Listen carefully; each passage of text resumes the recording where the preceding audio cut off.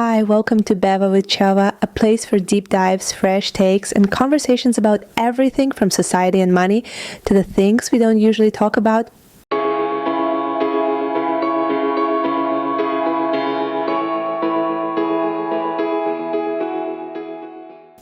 For our very first episode, we're looking at something you've probably seen all over social media, the old money aesthetic.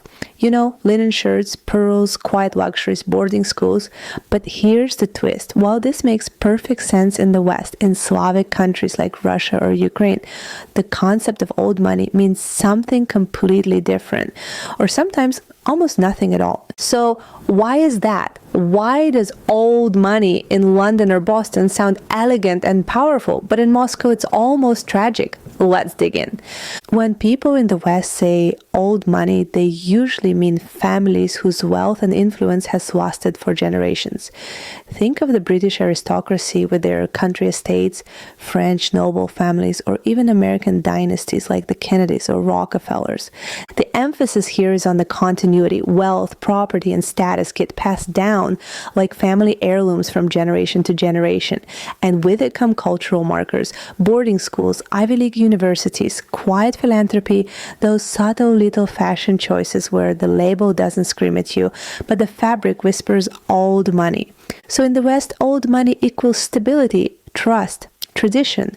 It's the idea that these families shaped society yesterday and they'll still be shaping it tomorrow. Now let's shift east. Russia and Ukraine also had their elite classes.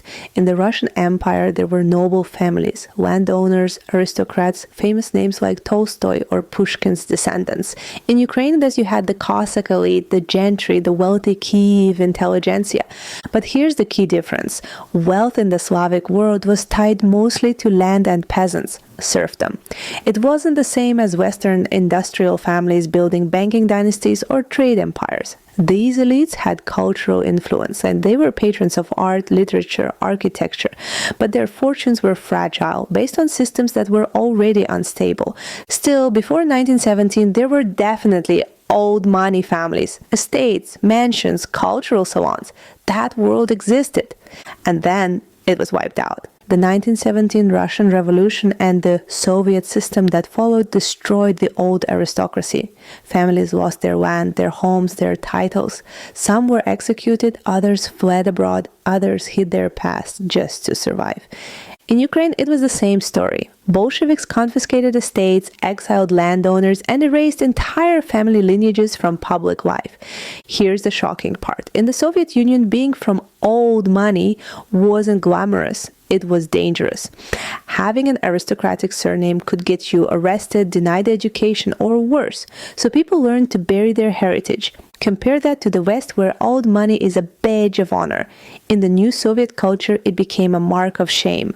Fast forward to the 1990s. The Soviet Union collapses. Suddenly, there's space for new elites. But these aren't old aristocratic families making a comeback.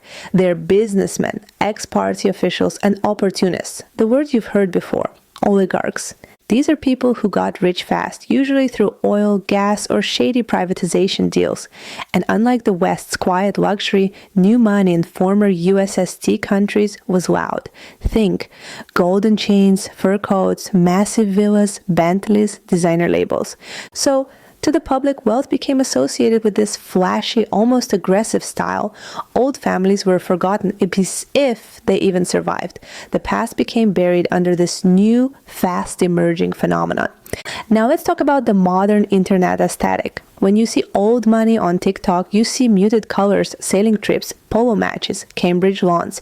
But what happens if you try to apply that to Slavic culture? It doesn't quite land, because the imagery doesn't exist in the same way. Slavic wealth history was erased, so you don't really have a living class to show for it. Instead, what you see on social media is more often the new money aesthetic, like flashy brands, Dubai trips, champagne fountains. So here's the takeaway.